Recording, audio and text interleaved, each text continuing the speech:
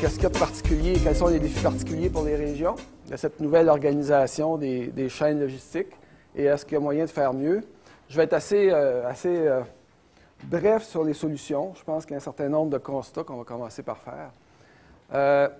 Dans un contexte où les gens, quand on fait des présentations, lorsque je me retrouve avec les gens de transport, évidemment, ils se sentent très, très incompris, mal aimés. Le transport des marchandises, c'est une nuisance, ça pollue.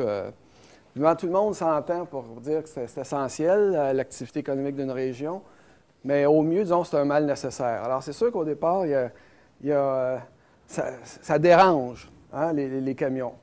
C'est un secteur, comme beaucoup d'autres, mais c'est un secteur qui a beaucoup changé depuis 20 ans. Je dis 20 ans. En 1988, on a parlé de déréglementation dans les transports, les permis, les tarifs, tout ça. Là, il s'est passé beaucoup de choses reliées à la question de la déréglementation. Commercialisation des services, le déglaçage des bateaux dans la voie maritime, tout ça, ça doit être payé par les utilisateurs. Donc, des grands principes qui ont été appliqués depuis une vingtaine d'années. La question des infrastructures, je dis privatisation, c'est beaucoup plus d'évolution. Donc, on a remis à la ville de Montjoly, gère l'aéroport de Montjoly, etc., etc.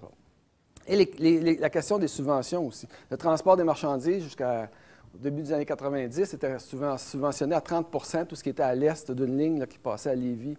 Alors, des changements importants au niveau du contexte, des changements importants au niveau des pratiques d'affaires dans les entreprises, la façon de faire le transport juste à temps. Tout le monde a entendu parler de juste à temps. Intégration des logistiques. Le mot logistique, maintenant, on l'a partout, on l'utilise à toutes les sauces. C'est un mot qu'on n'utilisait pas beaucoup. Donc, c'est passé des choses importantes au niveau de la façon de faire le transport des marchandises. Très rapidement, là, les entreprises se voient maintenant en concurrence, non pas entre elles, mais ce sont des chaînes logistiques qui sont en concurrence. Donc, on essaie d'avoir une vision large de la chaîne logistique. On positionne les stocks. On a une vision, disons, centralisée des stocks et on va les positionner là où ça semble le plus avantageux et des stocks qu'on veut les plus petits possibles. Ça va donner lieu à des plaques tournantes, des grandes plateformes logistiques, des centres de distribution, des méga-centres de distribution. Donc, tout ça, ça découle d'une vision, si on veut, on intègre la chaîne logistique. Je passe rapidement, ça c'est le cours de base qu'on donne en logistique à l'UQAM en 45 heures. Alors, je vous le résume en une acétate, mais ça, là, c'est bon, il ne faudra pas que les étudiants sachent que ça peut se faire aussi vite, là. Mais on en parle, ça, là, ça se fait encore dans les entreprises, puis ça se développe, puis ça a beaucoup d'implications.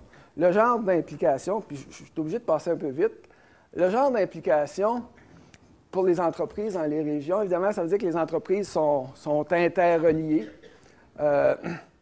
L'excuse d'être éloigné, évidemment, ça ne marche pas nécessairement si vous êtes à Saint-Jean-Port-Joli puis que vous devez livrer un lot chez BRP, Bombardier Produits Récréatifs, le vendredi matin, bien, vous appelez le jeudi, bien là, nous, on est à Saint-Jean-Port-Joli, je ne peux pas le livrer demain, là, ça fonctionne mal.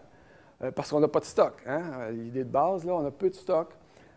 Les fournisseurs, donc, maintenant, sont partout dans le monde, mais il y a comme deux forces opposées. Il y en a partout dans le monde, mais en même temps, il y en a qui se regroupent pour faire des sous-ensembles de pièces, de l'intégration.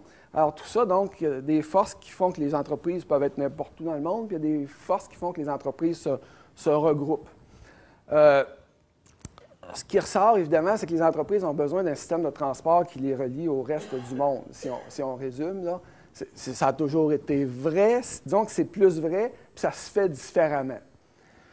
Sur l'organisation du transport, ça veut dire quoi? Beaucoup de volume des quantités énormes de pièces qu'on déplace, qu'on place, qu'on assemble, qu'on déplace le module, etc., sur de grandes distances, intégration nord-américaine de l'économie, hein, parce que la déréglementation est venue en même temps que l'ALENA et tout ça. On envoie beaucoup de marchandises en petites quantités, en plus petites quantités. Les entreprises de transport, maintenant, ils gèrent autant d'informations que de marchandises. Il faut qu'ils sachent où sont les stocks, où sont les pièces, etc., etc. On prend des rendez-vous pour livrer chez Canadian Tire à Rimouski, mais c'est à 11h15 tel jour que le camion doit arriver. Il y a 15 minutes. Il y a une fenêtre de 15 minutes. Si le camion il est en retard, mais là, il y a une pénalité, puis etc. C'est complexe. C'est beaucoup plus complexe que ça l'était. Porte-à-porte, conteneurisation aussi qui est rendu très populaire. Hein, on envoie tout maintenant par conteneur. Alors ça, c'est des premiers impacts. Des impacts aussi sur les axes de transport. Parce qu'on envoie beaucoup de petites quantités, bien, pour compenser, on essaie de regrouper ces quantités-là. Donc, on va développer des grands corridors, des flux de marchandises vont se faire sur des grands corridors avec d'immenses infrastructures, des infrastructures où on essaie donc de profiter de l'économie d'échelle, qui vont relier les grands centres économiques. On va développer des plateformes logistiques, des plateformes. Hein, j'ai été appelé par Solidarité rurale, mais avant ça, là, depuis 5 ans, là, je pourrais faire la liste de tous les MRC et les CLD qui nous appellent et qui disent on veut avoir une plateforme logistique dans notre région. Alors, des fois, ils ne savent pas trop ce que c'est, mais c'est devenu un enjeu. Parce qu'on voit que ça génère des emplois, ça peut générer de l'activité économique.